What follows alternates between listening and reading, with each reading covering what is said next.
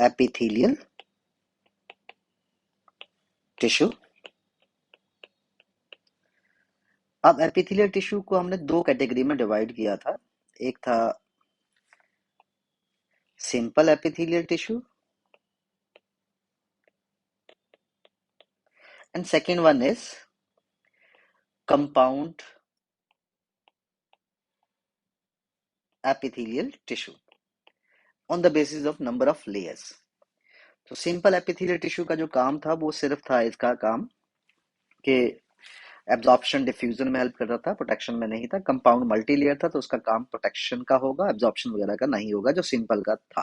अब simple epithelial tissue ये different type के हो सकते हैं on the basis of functioning या शेप ऑफ सेल के बेस पे। सिंपल से हमें बस सिर्फ आइडिया लगाना है कि ये किस टाइप का टिश्यू बना होगा। सिंपल से अंडरस्टूड है कि वो सिंगल लेयर ऑफ सेल से बना होगा। तो शेप ऑफ सेल के बेस पे इट कैन बी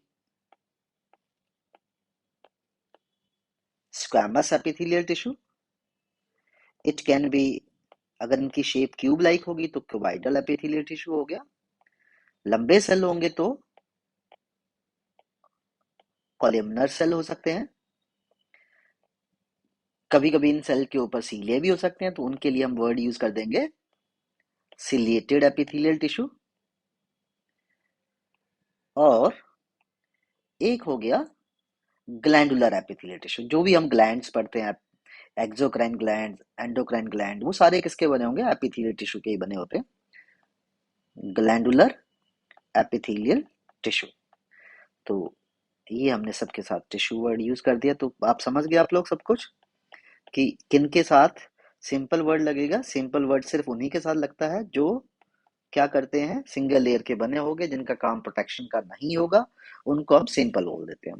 तो स्टार्ट करते हैं simple squamous epithelial tissue. Simple squamous epithelial tissue. Simple squamous epithelial tissue क्या होंगे? ये बिल्कुल फ्लैट, ऐसे सेल जिनकी शेप फ्लैट होती है, ओवल होते हैं, पॉलीगोनल हो सकते हैं, उनको हम क्या बोलते हैं? सिंपल एपिथेलियल टिश्यू बोल देते हैं। दे आर फ्लैट सेल्स होते हैं ये विद इरेगुलर बाउंड्रीज। इनकी बाउंड्रीज स्मूथ नहीं होती हैं, इरेगुलर बाउंड्रीज, उन्हें हम क्या बोलते हैं? Simple epithelial tissue.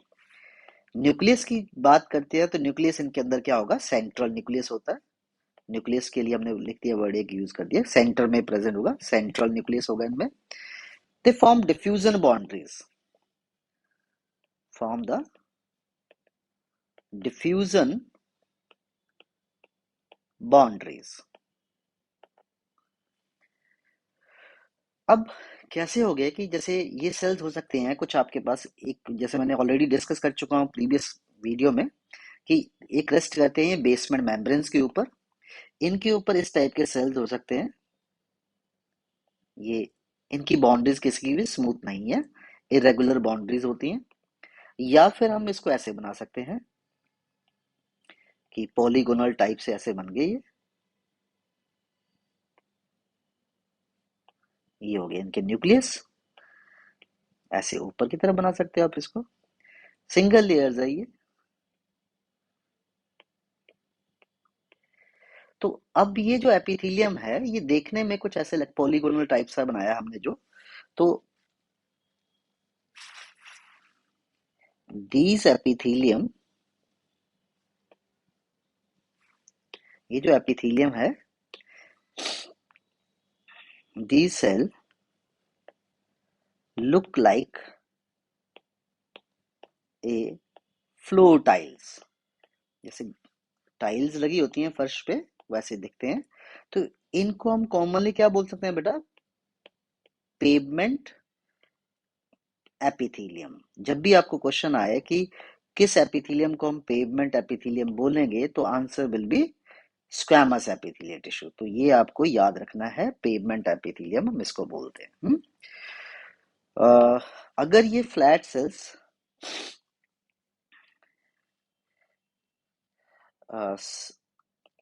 Squamous cell अगर ब्लड वेसल के अराउंड मिलता है हमें squamous cell around the lining of blood vessel,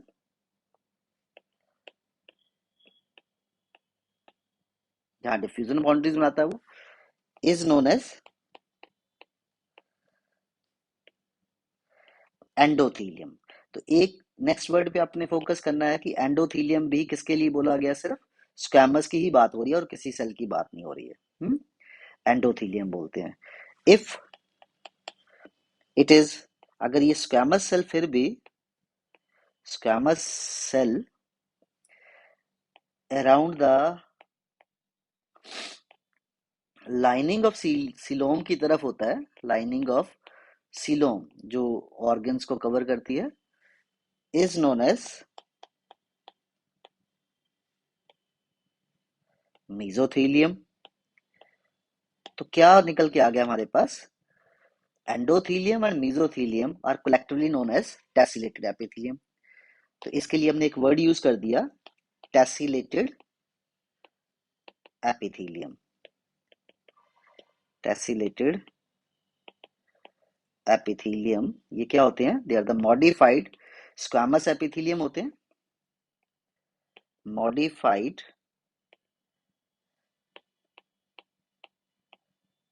squamous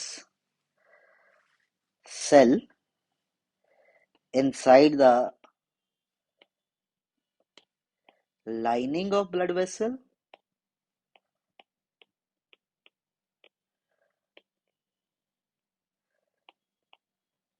and coelom। इनके थोड़े से डायग्राम डिफरेंट होते हैं, बाकी जो नॉर्मल हम डायग्राम बनाते हैं उससे डिफरेंट होते हैं। तो इनकी इनकी आउटलाइन जो होती है, इनकी भी तो इरेगुलर बाउंड्रीज होती है, but they have tessellated wavy outline होती है, वेव्स की तरह काम करते हैं ये, सॉलिड मेम्ब्रेन नहीं होती है, दे आर नोन एज, ऐसे एपिथेलियम को हम क्या बोलेंगे, ये होगी wavy outline.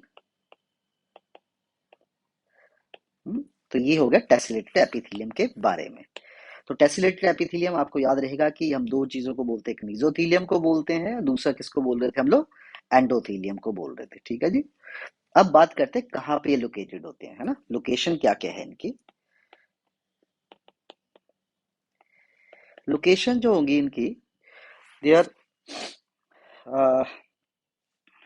Inside the Bowman capsule होता है, डबल वॉल लेयर जो होती है नेफ्रॉन की, कप शेप कैप्सूल सा जो बनता है, बोमेन कैप्सूल के अंदर होगा ये।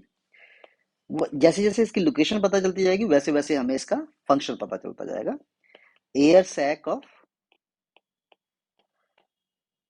लंग एल्वेलाई यहाँ पे हो सकता है।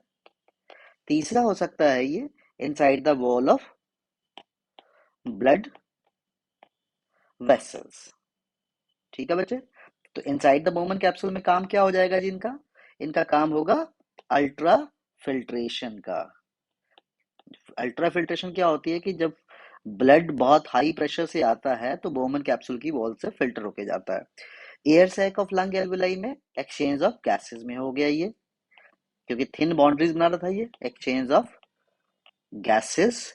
यहाँ पे ट्रांसपोर्ट कर सकता है मटेरियल का, डिफ्यूजन कर सकता है, transport as well as diffusion, right. ये हो सकता है हमारे पास।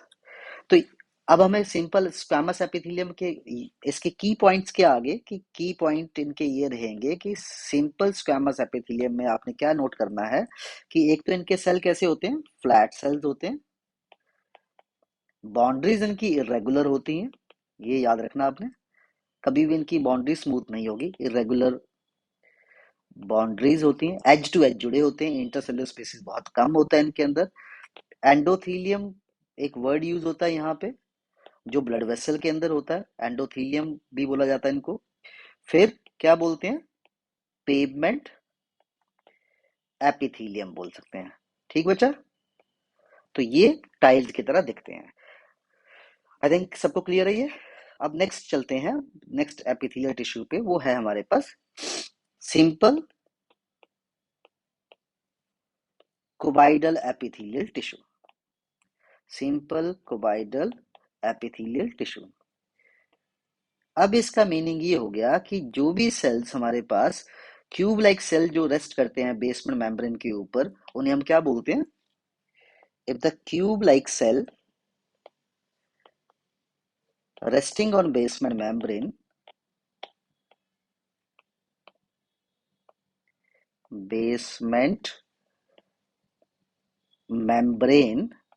इसे हम बोलते हैं सिंपल कोबाइटल। मतलब क्यूब लाइक इनकी लेंथ ब्रेड्थ एक जैसी होगी। तो अब जैसे कि हम लोग इसको लेते हैं कि इस टाइप के हो सकते हैं ये हमने एक लाइनिंग बना दी इसमें ऐसे करके। ये सारे सेल्स क्या हो गए? क्यूबिकल सेल्स हो गए। इस सेल को हमने बोला क्यूब, क्यूब बोल दिया, और बेसमेंट मेम्ब्रेन नीचे है, न्यूक्लियस इसका सेंटर में दिख रहा है आपको। अब इस टाइप के एपिथेलियल कहाँ पे हो सकते हैं? तो अगर इस टाइप के ऊपर इसके, अब इसका कौन सा सरफेस है जो टच कर रहा है इसका बेसमेंट मेम्ब्रेन के साथ? Basal part, lower part, apical part इसका क्या है? फ्री है। तो अगर एपिकल पार्ट पे इस पे कोई भी वेरिएशन नहीं दिख रही है हमें, तो इस एपिथेलियम को हम बोल देते हैं germinal epithelial tissue. Germinal epithelial tissue क्यों बोला गया? बिकॉज ये होता है अराउंड द गोनाड्स, टेस्टिस और ओवरी के अराउंड। आपने एनसीईआरटी में 12th वाले चैप्टर में पढ़ा होगा कुछ लोगों ने, बच्चों ने, कि सेमिनिफेरस ट्यूब्यूल जो है the line by germinal epithelial tissue. तो ये हो सकता है around the lining of seminiferous tubule, जहां पे वो स्पर्म मेटोजेनेसिस करते हैं, seminiferous tubule and ovarian epithelium. Ovary के अराउंड जो बाहर की कवरिंग है उसके अराउंड हो सकता है ये ओवेरियन एपिथेलियम। तो जर्मिनल फंक्शन क्या हो गया जी? इसका फंक्शन हो गया it help in gametogenesis, right. तो ये काम हो गया इसका इसके साथ, राइट। एक तो ये होगी। सेकंड मॉडिफिकेशन इसकी ये हो सकती है कि इनको हम ब्रश बॉर्ड, अगर कोई इनका काम एब्जॉर्प्शन का काम हो रहा है, ब्रश बॉर्डर कोवाइडल एपिथेलियल टिश्यू भी बोल सकते हैं। ब्रश बॉर्डर का मतलब है कि इनके फ्री सरफेस के ऊपर क्या हो जाएंगे? कुछ ब्रशेस यहाँ पे आ जाएंगे इसके ऊपर। ये हो गया इसके न्यूक्लियस सेंटर में। अब इनके ऊपर सरफेस पे, फ्री सरफेस पे यहाँ पे क्या हो गए? इस टाइप के ब्रशेस बन गए। इनको आप सीलिया मत काउंट करना, ठीक है। ये सीलिया और माइक्रोबिलाई में फर्क ये होता है कि सीलिया जो होते हैं they are the extra growth होती है, these are the extension of epithelial cells. तो इनको हम क्या बोलेंगे? माइक्रो विलाई या फिर ब्रश बोल देते हैं इनको। तो इनका काम क्या होता है कि free surface has finger like projection, free surface has microvilli which increase the shortcut में लिख रहा हूं इसको, which increases the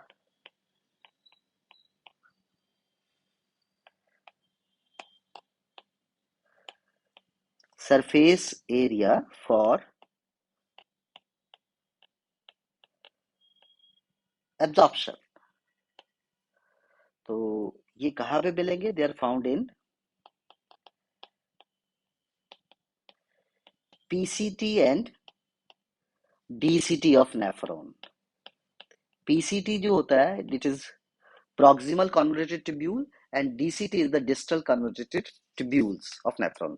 तो जब अल्ट्रा फिल्ट्रेशन होती है तो उसमें से कुछ हार्मफुल सब्सटेंस वहां पे चले जाते हैं, तो यूजफुल भी चले जाते हैं। तो उनको यूजफुल सब्सटेंस जो बिना किसी सिलेक्शन प्रोसेस के वहां फिल्टर हुए थे उनको वापस ब्लड में लाया जाता है।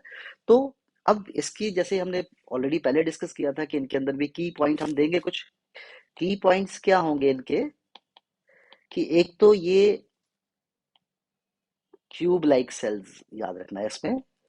दूसरा, आपने न्यूक्लियस सेम ही है इसका, स्क्वैमस और इसका सेंटर में न्यूक्लियस है, उसमें कोई डाउट नहीं है।